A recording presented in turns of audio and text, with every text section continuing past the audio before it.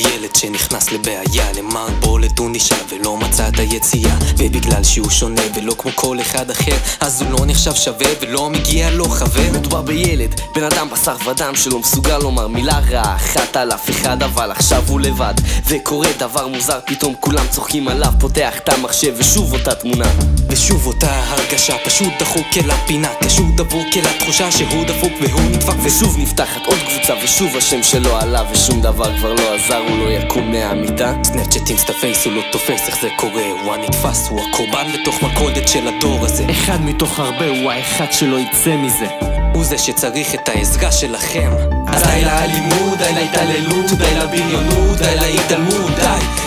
די להתנכלות, די לריקנות, די להתחברות, די להסתתרות, די עם השיתוף, די עם הציוץ, די עם התיוג, די עם הפיסון,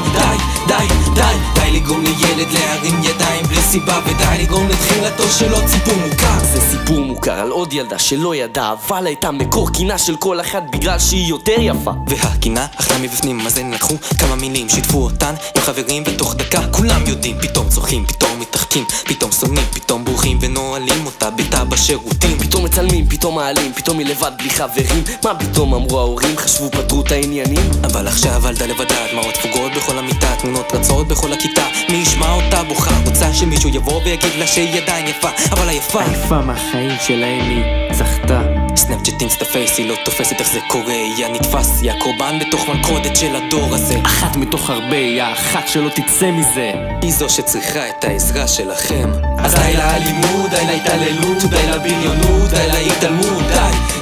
די להתנכלות, די לריקנות, די להתחברות, די להסתתרות, די עם השיתוף, די עם הציוץ, די עם התיוג, די עם הפיסון, די לגרום לילד להרים ידיים בלי סיבה, ודי לגרום לתחילתו של עוד סיפור מוכר. זה סיפור מוכר על ילד שקראו לו דור, בן אדם בדיוק כמו כולנו, לא שונה מאוד, אהב את כולם וחשב שכולם אהבו אותו, הוא לא הבין איפה זה נפל עליו פתאום, וכשזה נפל, או כמה הוא נשבר, כל הרסיסים שלו היו על הרצפה, הוא רק רצה מישהו שיעזור, יהיה לו האור, כל מה שעבר לו בראש היה